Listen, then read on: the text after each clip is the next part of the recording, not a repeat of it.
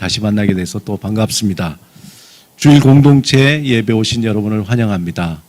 하나님의 은혜와 사랑이 여러분 가정에 또 자녀들에게 하시는 모든 일 위에 함께 하시기를 축원합니다. 아멘. 하나님은 우리를 부르시고 우리에게 하나님의 이름을 기억하도록 우리의 삶의 상황과 하나님의 은혜를 결부시켜서 하나님의 그 이름을 계속해서 기억하도록 하십니다.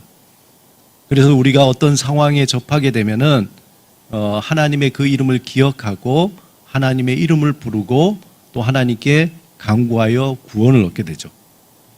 그래서 때로는 하나님이 여호와 이레의 하나님으로, 또 때로는 여호와 니시의 하나님으로, 때로는 여호와 샬롬, 여호와 샴마, 여호와 라파, 그런 하나님으로 우리에게 다가오십니다. 그래서 이 이름은 우리가 단순히 암기하는 것이 아니라 그 이름에 능력이 있기 때문에 그래요. 그냥 다 아시잖아요. 그냥 여호와 니시, 여호와 라파 그 이름만 기억하는 것이 아니라 여호와 라파 할 때의 치료의 그 하나님의 그 능력을 우리가 알기 때문에 여호와 라파의 하나님을 구하는 거죠. 우리가 마음이 불안하고 두려울 때 여호와 샬롬의 하나님을, 그 하나님께서 우리에게 평강을 주시는 능력이 있기 때문에 여호와 샬롬 하나님을 우리가 부르짖게 됩니다. 또한 우리에게 어떻게 인도하실지, 그분이 어떤 분이신지, 어떤 일을 행하실지에 대해서 기대하고 의지하기 때문에 우리는 하나님의 이름을 기억하고 그 이름을 부르게 됩니다. 여러분, 다윗은 자신에게 다가오시고 보호하시고 다스리시며 섬세하게 인도하시는 하나님을 기억하기 위해서 그가 가진 재능, 다윗은 노래를 잘 불렀잖아요. 악기도 잘 연주하고 그 노래를 통해서 하나님의 이름을 기억했던 겁니다. 그 시편의 수많은 시들이 대부분 다윗이 하나님의 은혜와 사랑을 기억하면서 노래로 표현했던 것이잖아요. 우리가 힘들고 지칠 때에 우리의 말씀 읽는 것도 참 중요해요. 그리고 또 우리의 마음을 큰 위로가 되는 그런 여러 가지 그런 말씀도 중요하지만 때로는 우리가 찬양을 통해서, 그 곡조 있는 찬양을 통해서 하나님의 그 이름을 기억하는 거죠. 저희 그 권사님 장모님은 나의 힘이 되신 여호와여, 그 찬양을 참 좋아하세요. 그래서 힘들 때마다 나의 힘이 되신 여호와여, 그 찬양을 부르면 마음에 힘이 생겨나는 거죠. 그런 어떤 찬양들을 우리가 많이 알고 우리가 부를 때에, 그때에 하나님의 이름을 기억하고 그 이름 속에 있는 하나님의 그 능력, 하나님이 어떤 분이신지, 우리에게 어떤 일을 행하셨는지, 우리를 어떻게 행하실지에 대해서 기대하고 의지하게 되는 거죠. 요즘에는 이 트로트가 대세인 것 같아요. 그죠? 여기저기 뭐 트로트 얘기가 참 많이 나오는데, 예전에는 나이 중년 이상 되는 분들만 트로트를 좋아했는데 요즘엔 젊은이들도 트로트를 굉장히 좋아하는 것 같아요. 그야말로 K-팝에 의해서 홀대받던 이 트로트가 인기를 끌고 어떻게 보면은 바야흐로 트로트의 전성시대다, 이렇게 볼 수 있습니다. 그러니까 막 방송사들에서 경쟁적으로 여러 가지 트로트에 관련된 프로그램들을 준비하고 그것들로 더 많은 사람들이 트로트를 사랑하게 되는데, 한 여성 잡지사에서 트로트가 왜 이렇게 대세인가 설문조사를 했대요. 많은 수는 아니었지만 구독자를 중심으로 설문조사를 했는데 그 대답이 이렇습니다. 1위가 왜 트로트가 이렇게 요즘에 대세인가? 1위는 뭘 것 같습니까? 1위는 송가인과 유산슬 때문에 그렇다. 그 영향으로. 대단한 열풍을 일으키고 있잖아요. 2위는 뭐냐면은 한과 서름이 담겨 있기 때문에 그렇다. 트로트 안에는 한과 서름이 담겨 있기 때문에 그렇다. 3위는 뭐냐면은 따라 부르기가 쉽다는 게, 트로트가. 저는 개인적으로 따라 부르기가 쉽지는 않은 것 같은데, 소위 말해 꺾기가 돼야 되는데 안 꺾여요. 예. 그 다음에 4위는 뭐냐면 우리 정서에 맞다는 거예요. 그건 참 맞는 말이잖아요. 일본에는 뭐죠? 엔카라고 있고, 그 다음에 이탈리아에는 칸초네, 그 다음에 뭐 각각 나라마다 그 나라만의 어떤 스타일이 있는 것처럼 우리나라에는 이 트로트가 우리 정서에 맞는 것 같아요. 5위는 뭐냐면은 복고 열풍이 이어지는 것 같아요. 우리 뭐 돌고 돌잖아요. 그래서 그런 거 보면은 젊은이들이 이렇게 트로트를 좋아하는 거 보면 참 그렇기도 하겠다. 이렇게 돌고 도는구나. 그다음 6위는 뭐냐면은 방송이 만들어낸 트렌드다. 이런 얘기가 있습니다. 근데 또 다른 질문에 뭐냐면 그럼 왜 당신은 트로트를 좋아하십니까? 그렇게 물었더니 가장 많이 대답한 사람들이 뭐냐면 멜로디가 흥겨워서. 여러분 트로트 부르면서 이렇게 처지는 사람 없죠? 우리가 상상하건대 저는 예전부터 트로트 그러면 늘 떠오르는 장면이 버스 안의 장면이에요.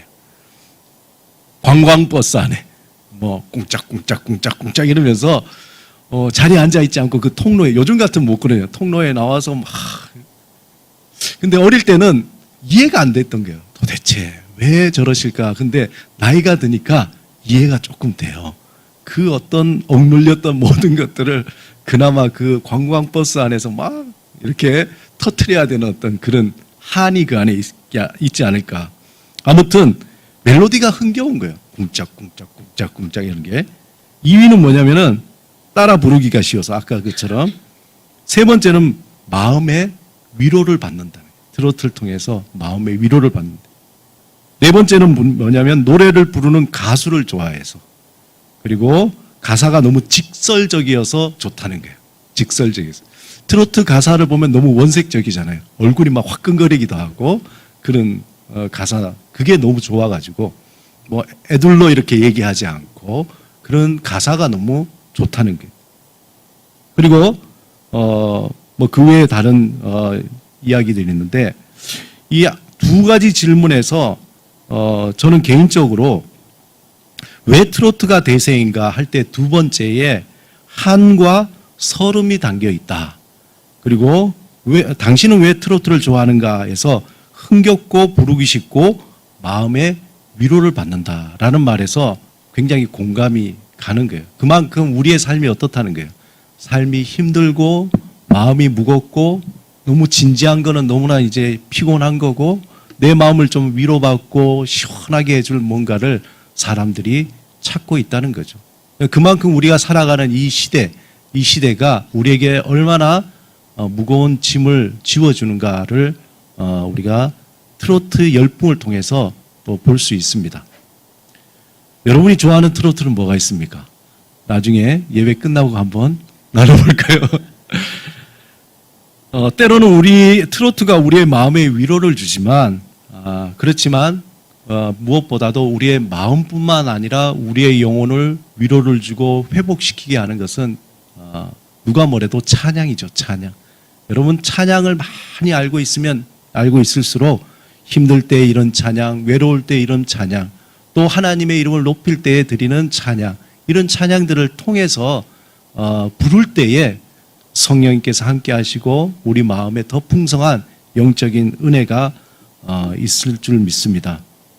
이렇게 하나님의 이름을 망각해가는 이 시대 속에서 개인적으로는 적극적으로 좀 이런 음악의 달란트가 있는 사람들이 새로운 곡들을 많이 찬양을 만들어냈으면 좋겠어요. 여러분 코로나19 이후에 이야기를 들어보면 뭐 문화예술계도 마찬가지지만 이 기독교 문화예술계 특히 찬양 사역자들이 너무 힘들다고 그래요. 그래서 그분들이 뭐 다른 데 같으면 찬양 콘서트도 하고 해서 이런 많은 창작도 할 수 있지만 지금은 아무것도 할 수 없으니까 정말 뭐 생활고뿐만 아니라 어떤 활동도 할 수 없다는 거예요. 그래서 이런 분들이 새로운 찬양을 작곡하고 또 많은 사람들에게 나눌 수 있는 그런 환경이 주어지면 좋겠다. 기회가 되면은 우리 교회가 이런 아름다운 일들로 만들어가면 좋겠다라는 생각을 하게 됩니다. 자, 오늘은 세 번째 기억법으로 언약의 축약법이라는 제목으로 말씀을 나누고자 합니다. 여러분 암기법에 있어서 축약법이라는 것이 있는데 축약법은 말 그대로 축약해서 오랫동안 기억하고 쉽게 기억해낼 수 있는 방법입니다. 예를 들면은 제가 신대원 시험을 준비할 때에 어떤 걸 했냐면은 출애굽기 10가지 재앙이에요. 여러분 출애굽기 10가지 재앙 뭔지 아시죠? 첫 번째 피재앙, 개구리, 이, 파리, 악독, 악질, 독종, 그 다음에 뭐죠? 우박, 메뚜기, 흑암, 장자의 죽음. 이 10가지 재앙이잖아요.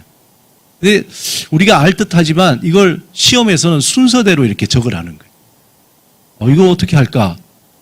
어떻게 하면 될까요? 예. 바로 다음 장에 보면은 저는 이렇게 외웠습니다. 이게 다 장절로 나오는데 어떻게 하냐. 첫 자만 답 따는 거예요. 피계, 이파, 악독, 우매, 흑장. 처음에 여러분들 이게 잘 익숙하지 않지만 자꾸 이렇게 발음하다 보면은 입에 익어가지고 외우게 됩니다. 한번 따라해 봅시다. 피계, 이파, 악독, 우매, 흑장. 예, 피계, 이파, 악독, 우매, 흑장. 그러면은 순서대로 쫙 외우는 게 첫 번째 피재앙, 개구리, 이, 파리, 악질, 독종, 우매, 흑장, 우박, 메뚜기, 흑암, 장자. 이런 건 참 유용하죠. 여러분들 이렇게 이제 외우는 거죠. 지난 시간에 얘기했던 우리 조선시대의 그 왕의 이름, 태종태세, 이것도 어떻게 보면 축약법이 나와야 돼. 거기다 음을 넣으면은 곡조를 넣으면 운율법이 되는 거죠. 그렇게 우리가 암기법으로 외울 수 있습니다. 그런데 이 축약법의 대가 중에 한 분이 계세요. 이건 말씀 끝에 제가 그 해답을 알려드리겠습니다. 자, 오늘 함께 읽은 본문은 하나님이 40년 동안 광야에서 훈련을 받은 이스라엘 백성들이 하나님의 그 약속의 땅에 들어가기 전에 다시 한번 하나님의 약속을 재확인하는 그러한 시간입니다. 하나님은 모세를 통해서 애굽에서 노예 생활하던 그 히브리 민족을 구원해 주셨어요. 그리고 그들을 하나님의 백성, 이스라엘 백성으로 하나님께서 변화시켜 주셨습니다. 그리고 그들은 애굽을 나와서 하나님이 약속하신 그 땅은 실제적으로 3일에서 4일이면은 갈 수 있었던 길입니다. 그러나 그들이 하나님의 말씀에 불순종하여 무려 40년 동안을 광야를 돌고 또 돌고 돌면서 혹독한 영성훈련을 하게 된 거죠. 드디어 이들이 그토록 기다리던 약속의 땅을 바라보면서 모세를 통해서 하나님이 주셨던 언약을 마음판에 다시 한번 되새기게 됩니다. 그 내용은 우리가 잘 아는 십계명의 이야기예요. 십계명. 이미 출애굽기 20장에 보면은 하나님께서 십계명이 어떤 것이다라는 것을 자세히 설명해 주고 있습니다. 그때 설명했던 그 십계명을 모세에게 주셨던 그 계명을 다시 한번 이들에게 하나님께서 들려주시고 이 규례와 법도를 온전히 순종할 것을 명령하십니다. 여러분 신명기라는 이 라틴어의 말은 두테로노미움이라 그러죠. 영어로 두테오노미인데 이 뜻이 뭐냐면은 되풀이한 계명의 기록이라는 거예요. 그러니까 원래 하나님께서 주셨던 그 계명을 한 번 더 확인시키는 그러한 글이 신명기 말씀입니다. 하나님은 단호하게 이스라엘 백성을 향해서 이 계명을 이야기하시기 전에 4가지의 분명한 명령을 주십니다. 오늘 본문 9절에 하나님께서 주시는 중요한 4가지 명령이 무엇인지 한번 같이 읽어보겠습니다. 9절 같이 읽습니다. 시작. 오직 너는 스스로 상가며 내 마음을 힘써 지키라. 그리하여 내가 눈으로 본 그 일을 잊어버리지 말라. 내가 생존하는 날 동안에 그 일들이 내 마음에서 떠나지 않도록 조심하라. 너는 그 일들을 내 아들들과 내 손자들에게 알게 하라. 광야 40년 동안에 사실상 생존한 사람은 누구냐면은 모세와 여호수아와 갈렙 빼고는 이전에 출애굽했던 그 부모 세대는 다 죽었습니다. 그리고 40년 이후에 자녀 세대들만 남아있어요. 그래서 그 자녀 세대들에게 이 하나님이 그들에게 명령하시는 이 구절의 중요한 네 가지가 뭐냐면은 첫 번째는 오직 너는 스스로 삼가며 내 마음을 힘써 지키라. 그렇게 말씀합니다. 여기에서 스스로 자신을 돌아보며 에서 스스로 삼가며 내 마음을 힘써 지키라 할 때에 이 마음은 영어로 하트가 아니에요. 원문에 보면은 이 마음은 이 나의 삶 전체를 얘기합니다. 다시 말해서 자신의 영혼, 자신의 삶, 자신이 어떤 바라고 원하는 그 욕망 이런 모든 것들을 잘 살펴보라는 거예요. 네가 지금 뭘 원하고 네 마음에 어떤 일이 일어나고 너의 삶이 어떤지를 스스로 잘 살펴보라는 거예요. 이것이 첫 번째입니다. 너는 오직 스스로 삼가 너 자신을 스스로 주의 깊게 보며 내 마음, 너의 삶이 지금 어떤 방향으로 흘러가고 있는지에 대해서 잘 살펴보고 그것이 어떤 방향으로 흘러가는지에 대해서 주의 깊게 보라는 거죠. 즉 삶의 중심이 하나님 뜻 가운데 있는지 아니면 그 중심이 세상을 향하고 있는지 그것을 첫 번째 잘 살펴보라는 거예요. 우리 병원에 가면은 제일 중요한 게 뭐냐면 진단이라는 거잖아요. 다이그노시스. 우리가 뭐 배가 아프나 뭐 머리가 아프든지 어디가 아프다고 갈 때에 좋은 의사는 뭐냐면은 진단을 잘하는 의사예요. 머리가 아픈데 이게 맹장이 어떻게 됐으니까 수술합시다. 이러면 이건 돌팔이죠. 내가 어디 아프다고 갔을 때 그 아픈 원인이 무엇인지 왜 그렇게 됐는지 진단을 잘 해야지 치료가 정확하게 되는 건데 그것처럼 하나님이 첫 번째 이스라엘 백성에게 명령하신 것은 너의 삶을 잘 성찰해 보라는 거예요. 너의 방향이 지금 어디로 향하고 있는지 한번 잘 돌아보라는 거예요. 네가 지금 잘 살고 있다고 하는데 정말 잘 살고 있는 것인지 너의 마음의 생각에 어떤 것들이 중심에 있는지 너의 그 중심에 하나님이 있는지 없는지에 대해서 잘 살펴보라는 거예요. 두 번째 하나님께서 이스라엘 백성에게 명하신 명령은 내가 눈으로 본 그 일을 잊어버리지 말라. 그렇게 되어 있어요. 내가 내 눈으로 본 것을 잊어버리지 말라. 지금 광야 40년이 지난 후에 이스라엘 그 백성들, 그 부모 세대는 다 죽고 난 뒤에 남은 자녀들이 본 게 뭘까요? 그들이 어릴 때부터 지금 장성하게 이르기까지 본 것이 뭘까요? 노예 생활 속에 있었던 그들의 부모들, 아마 광야에서 태어난 사람도 있지만 이전에 태어난 사람도 있을 수 있잖아요. 또는 그들이 부모님에게 들었던 그 이야기들, 어떤 이야기입니까? 고생하면서 애굽 땅에서 우린 살았다.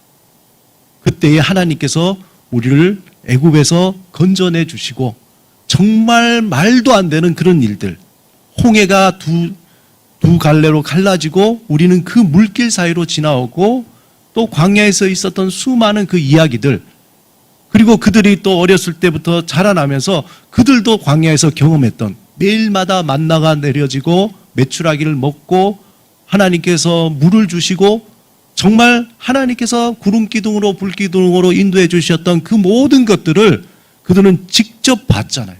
또 부모님으로부터 그들이 알지 못했던 이전의 일들도 들었잖아요. 그것을 너희는 어떻게 해요? 잊어버리지 말라. 그 일을 잊어버리지 말라. 기억하라는 거예요. 기억하라는.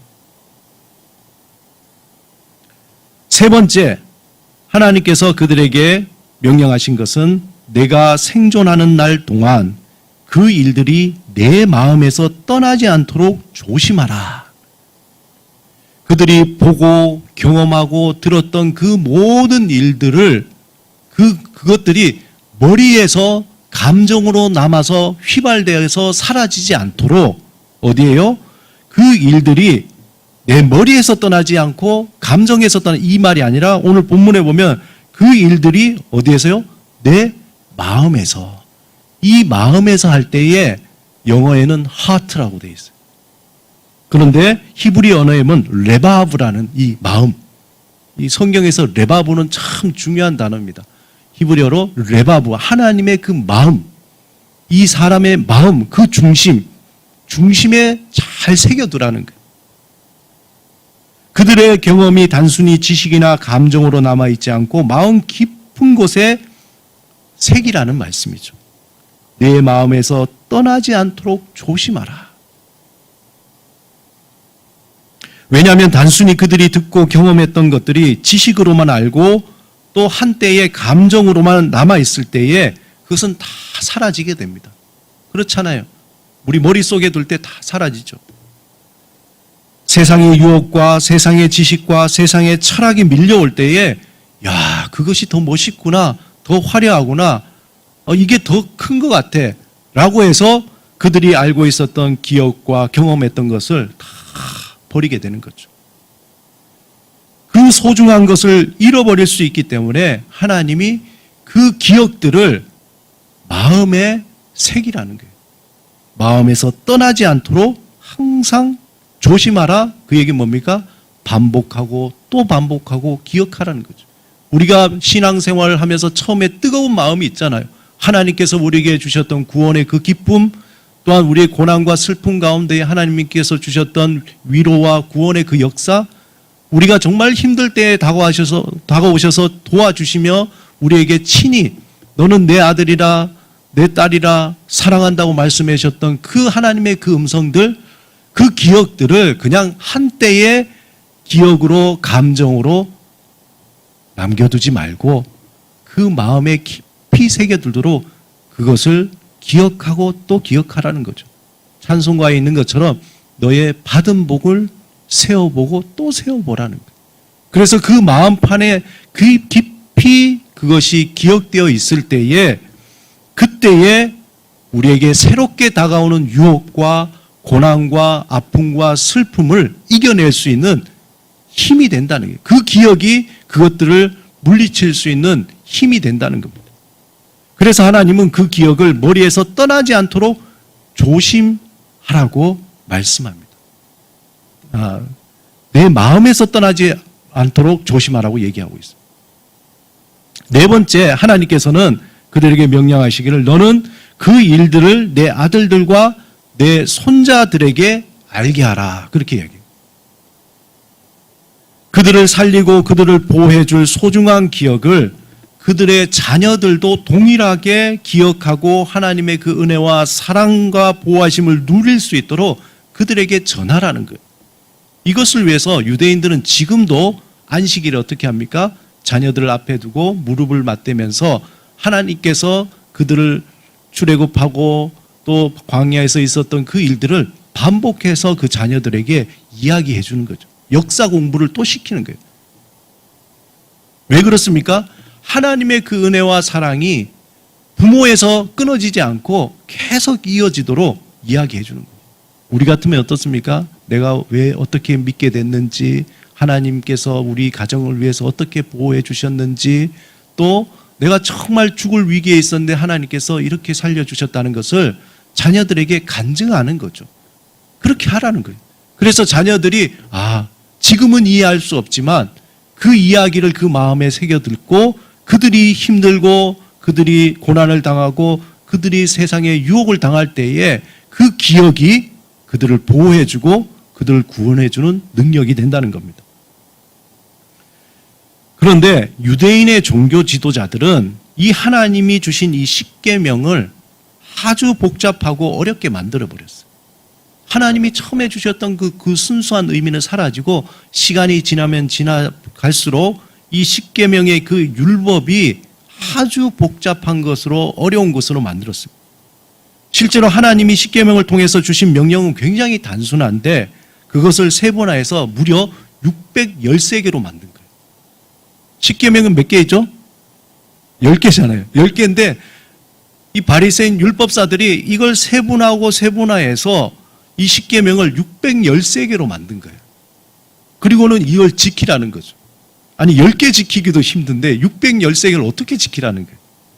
그 단적인 예가 뭐냐면은 안식일입니다. 여러분 원래 안식이라는 말은 말 그대로 뭡니까? 쉬는 날이에요. 개점 휴업입니다. 그냥 그날은 노는 날이에요. 푹 쉬라는 날, 안식하라는 거죠. 히브리 동사의 샤바트라는 말, 이 쉰다라는 뜻이거든요. 여기에서 이제 나온 말인데 창세기 2장 3절에 보면 하나님이 세상을 창조하시고 일곱째 날에 복을 주시고 뭐 했습니까? 안식하라 그랬잖아요. 너희는 쉬어라.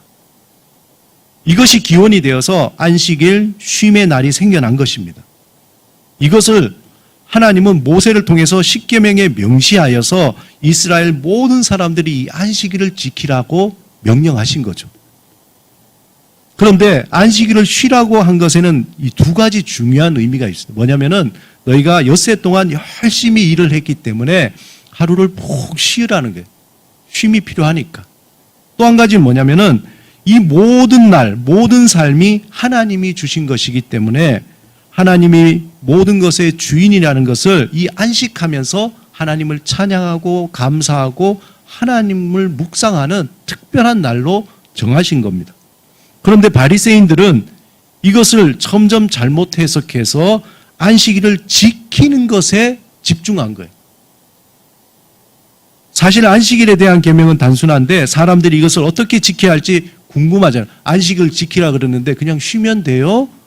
그냥 일 안 하고 있으면 돼요? 이렇게 물은 거죠. 그러니까 이런 바리새인들이 그렇지 어떻게 대답을 해줄까? 그러다가 명확하게 율법학자와 바리새인들이 명확하게 풀이해 주고자 하는 그런 막 욕구가 솟아나서 어떻게 만들었냐면은 바리새인들은 율법을 좀 더 세분화해서 행동 지침을 만들었어요. 지침을 어떻게 만들었냐? 그것이 미슈나에 있는데 거기에 안식일에 관한 규칙을 24장에 걸쳐서 세분화한 거예요. 아니 안식일을 쉬라 그랬는데 안식일을 어떻게 쉬는 것인지 무려 1장에서 24장까지 안식일을 이렇게 쉬어야 된다라고 지침을 내린 거예요. 아니 그러면 안식일 쉬는 게 아니라 더 힘들어. 예루살렘 탈무드에서는 안식일에 관한 규정이 64페이지 반이나 돼요.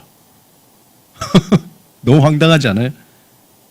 그런데 바벨론의 탈무드가 여러 가지인데 바벨론 탈무드, 바벨론 시대 때 그때 지혜문서 탈무드에는 무려 66페이지나 되는 거예요. 정말 앉아서 할 일도 없죠. 안식일 쉬면 되는데 그것을 이렇게 지켜라 이렇게 지켜라. 그래서 이들은 안식일에 일하지 말라는 법을 지키기 위해서 그 항목을 또다시 세부 지침으로 이렇게 나누고 있어요. 그래서 일이란 무엇인가 라는 항목이 39개 만들었어요. 일이란 무엇인가 39개 일이란 무엇인가. 그리고 또다시 거기에서 세부 지침이 또 들어가는 거예요.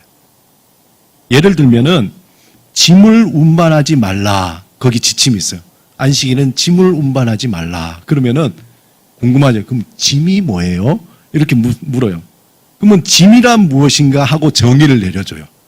그래서 미슈나에 보면은 짐이라는 것은 한 묶음의 우유, 상처에 바를 만큼의 벌꿀, 가장 작은 지체에 바를 만큼의 기름, 알파벳 2자를 쓸 정도의 잉크, 한 자루의 펜을 만들 정도의 갈대. 요게 짐인 거예요. 그럼 요거 외에는 뭐죠? 하면 안 되는 거예요. 한 자루의 펜을 만들 정도 갈대 2개를 두면 안 돼요. 그거 이렇게 이제 한 자루 말고 다른 걸 옮기면 안 되는 거죠. 2자 쓸 정도의 잉크, 세 자 쓸 정도의 잉크 남겨두면 안 돼요. 글자를 2자 쓰지 3자 쓰면 안 되는 거죠. 아니 이게 뭡니까? 하나님은 너희가 너무 수고했으니까 안식일에 쉬라고 했는데 그 마음은 어딘가 사라지고 어떻게 쉬어야 될까요? 라는 그 질문에 무려 이렇게 어처구니 없는 조항들을 만들어 놓은 겁니다. 이렇듯 하나님이 이것만 그렇겠어요? 수많은 율법의 세부 한번 상상해 보세요. 안식일 하나만 따지고 보면 이런데 하나님이 이스라엘의 백성에게 주신 마음은 어딘가 사라지고 인간적인 잣대만 남은 거예요. 넌 안식일 지켰다? 아니야. 그건 지킨 것이 아니야. 이렇게 지켰다? 아니야. 저렇게 지켜야 돼. 오히려 인간을 살아나게 하고 자유롭게 하고 평안하게 할 하나님의 그 계명이 그 율법이 오히려 사람들의 막 목을 죄는 그러한 족쇄가 되어서 그 이스라엘 백성에게 너무나 힘든 그러한 일, 도저히 지킬 수 없는 그러한 율법으로 변하게 된 것입니다. 아까 말씀드렸듯이 성경에서 가장 축약급을 잘한 사람이 있는데 그분이 누구냐? 그분은 바로 예수 그리스도시요. 하나님의 마음을 잃어버린 잃어버린 매우 복잡하게 변하게 된 이 율법을 예수님은 딱 두 문장으로 축약시켜 버렸습니다. 613개의 율법, 그 다음에 그 세부 조항들, 복잡해진 그 율법을 예수님은 딱 두 문장으로 축약해 버렸어요. 마가복음 12장 38절에서 31절 우리 같이 한번 읽어보겠습니다. 시작. 서기관 중 한 사람이 그들이 변론하는 것을 듣고 예수께서 잘 대답하신 줄을 알고 나와 묻되 모든 계명 중에 첫째가 무엇이니까? 예수께서 대답하시되 첫째는 이것이니 이스라엘아 들으라. 주 곧 우리 하나님은 유일하신 주라. 내 마음을 다하고 목숨을 다하고 뜻을 다하고 힘을 다하여 주 너의 하나님을 사랑하라 하신 것이요. 둘째 이것이니 내 이웃을 내 자신과 같이 사랑하라 하신 것이라. 이보다 더 큰 계명이 없느니라. 예수님은 모든 계명에 대해서 명쾌하게 정리해 버리셨어요. 예수님은 하나님이 모세에게 주신 이 10계명, 이것을 613개의 계명, 그것도 모자라서 세분화해서 복잡하게 만든 것을 간단하게 축약해 버리죠. 율법이 뭐예요? 라고 얘기할 때 이전에는 율법이라는 건 복잡해. 내가 다 얘기할 수 없어요. 너무 많아요. 라는 그 말을 예수님은 하나님을 마음과 뜻과 정성을 다해서 사랑하고 내 이웃을 내 몸과 같이 사랑하라. 이게 다야. 라고 간단하게 정리해 버리셨습니다. 예수님은 이렇게 모든 계명을 압축하여 간단하게 말씀하실 수 있었던 것은 이 계명의 의도가 뭐냐? 하나님께서 우리에게 왜 계명을 주셨느냐? 그 마음을 알기 때문에 그런 거죠. 예수님이 이 땅에 오신 것은 이 계명, 이 율법을 어떻게 해요? 완성하려고 오신 거잖아요. 예수님이 하나님이시고 하나님이시니까 계명의 원저자잖아요. 내가 계명을 이렇게 만들었어. 이러한 뜻으로 만들었어. 그렇기 때문에 너희는 이렇게 하면 돼. 라는 것으로 간단하게 정리하신 것이죠. 예수님은 원저자의 의도와 달리 율법을 엉뚱하게 변형시켜버린 그 모든 것들을 바로 잡으려고 오신 겁니다. 예수님이 이 서기관의 질문을 통해서 하나님이 계명을 만드시고 인간에게 주신 의도를 분명히 보여주셨어요. 그 의도는 뭡니까? 딱 하나입니다. 사랑이에요. 사랑. 하나님은 사랑이시잖아요. 하나님은 계명을 통해서 하나님의 사랑이 무엇인지 알게 하시고 그 사랑 안에서 살아가기를 원하셨던 거예요. 하지만 인간은 계명의 중요한 사랑을 빼니까 오직 뭐가 남습니까? 행위만 남는 거예요. 그러므로 계명의 핵심은 사랑입니다. 그 사랑의 첫째는 하나님을 향한 사랑이고 그 사랑의 두 번째는 인간을 향한 사랑입니다. 하나님을 향한 사랑이 온전할 때에 자연스럽게 인간을 향한 사랑이 온전해지는 것이죠. 하나님이 주신 이 계명은 하나님의 마음을 담는 소리라는 거예요. 여기 참 중요한 말입니다. 하나님께서 모세에게 두 돌판에 10계명을 새겨져 주셨을 때에 어떤 사람은 참 궁금한 것도 많죠. 그게 히브리어예요? 무슨 언어가 뭐예요? 몰라요, 그거. 어떻게 알겠어요? 계명을 주셨는데. 어떤 사람은 모세가 이집트에서 왕자까지 있었으니 그게 이집트어가 아닐까? 몰라요. 성경에 나와 있지 않아요. 그러나 하나님께서는 하나님의 마음을 담아서 문자로 모세에게 주신 겁니다. 그 마음을 다 담을 수가 없잖아요. 그 문자가. 하나님이 주신 계명은 그 단순한 문자 그 뒤에 있는 그 문자가 표현할 수 없는 소리이고 마음인 거예요. 그걸 읽어야 되는데 이스라엘 백성은 그 문자만 본 거죠. 하나님의 그 크신 사랑을 문자 안에 가둬버린 거예요. 바리새인들은 그 율법을 단순히 문자 안에 가둬버렸습니다.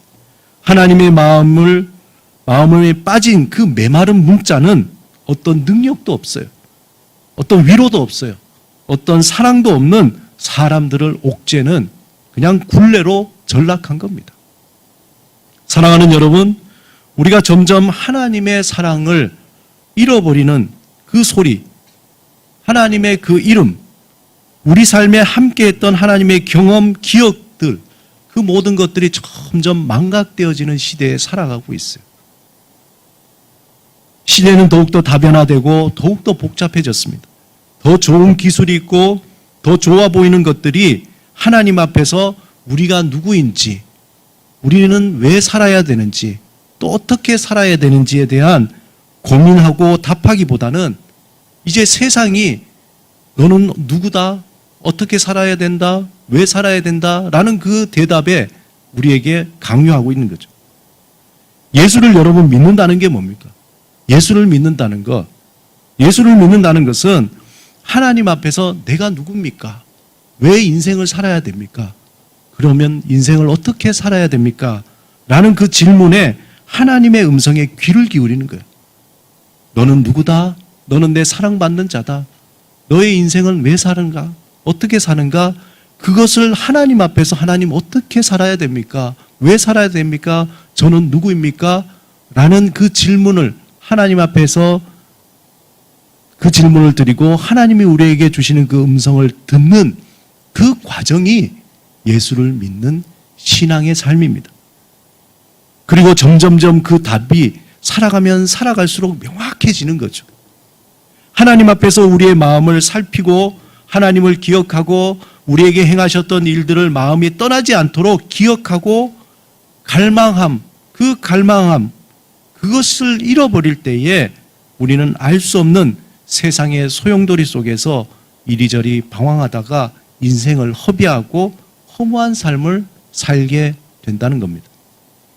더욱이 지금은 코비드-19, 이 코로나19 시대에 모든 사람들이 삶의 생존의 위협을 느끼는 거예요. 아니 인생의 목적이 뭐고 어떻게 그런 걸 따질 시대냐? 내가 먹고 살고 죽고 사느냐 이 생존의 문제가 달려 있는데 모든 사람이 거기에 집중하고 있습니다. 만약 하나님의 이름이 하나님이 주신 은혜와 사랑의 기억들이 단순히 우리의 지식이나 감정에 머물러 있을 때에 우리는 이 생존이라는 위협적인 현실 앞에서 우리의 신앙도 하나님을 향한 기억도 믿음의 삶도 헌신짝처럼 내어버릴 수가 있습니다. 예수님께서 하나님이 주신 그 계명을 축약해서 내 마음을 다하고 목숨을 다하고 뜻을 다하고 힘을 다하여 주 너의 하나님을 사랑하라 하신 것과 내 이웃을 내 자신과 같이 사랑하라는 그 말씀을 우리 마음 깊이 새기는 신앙, 그 신앙의 훈련이 필요합니다. 하나님이 주신 사랑을 기억하기 위해서 날마다 우리의 살리는 소리를 우린 들어야 돼. 우리의 삶을 복되게 하고 또 우리를 살리는 그 소리를 반복해서 들을 때에 비로소 우리의 영이 살아나고 우리의 삶의 중심을 잃어버리지 않는 거죠. 내가 누구인지, 왜 이 땅에서 살아야 하는지, 어떻게 살아야 하는지를 거기에 대한 바른 대답을 우린 들으면서 바른 방향으로 살아갈 수 있습니다. 그럴 때에 우리의 삶은 풍성하고 아름다운 열매가 맺히는 거예요. 열매가 맺히는 거예요. 그렇지 않을 때 수고하고 또 힘들게 애쓰지만 삶은 껍데기만 있고 열매가 없는 삶이 된다는 겁니다. 또한 모든 사람들이 예수 그리스도의 복음 살리는 소리가 필요합니다. 우리만 필요한 게 아니라 세상의 모든 사람들이 다 필요해요. 또한 모든 사람들이 필요한 이 시대가 아무리 코로나19고 어떤 상황이 오더라도 이 복음 살리는 소리는 전해져야 됩니다. 이 복음을 전하는 일을 위해서 하나님이 우리를 먼저 선택하시고 예수 그리스도 안에서 우리를 부르시고 이 복음을 전하는 일을 위해서 하나님의 증인으로 하나님의 이름을 기억하는 기억의 매체로 우리를 불러주셨어요. 이 세상에 하나님 보이지도 않고 그 이름 어떻게 알겠어요? 먼저 하나님의 자녀, 하나님의 이름을 기억한 우리를 통해서 하나님은 다른 사람에게 그 이름을 알려주시고 기억하게 하시는 거죠. 그 기억의 매체로 우리를 불러주신 거예요. 너무나 소중한 사람들입니다. 하나님의 이름을 기억하는 그 사람을 하나님은 또한 보호하시고 지켜주시는 거예요. 그러한 복음을 전하는 빈들의 소리로 우리를 세워주셨습니다. 우리의 삶이 다하는 날까지, 주님이 오시는 그날까지 날마다 우리는 이 사명을 온전히 감당해서 온 세상에 복음 살리는 소리를 각자의 방식대로 전해야 된다는 것입니다. 이 일을 위해서 우리 미화 십자가 공동체가 더욱더 헌신하면서 준비하고 이 시대에 구체적으로 실천하려고 합니다.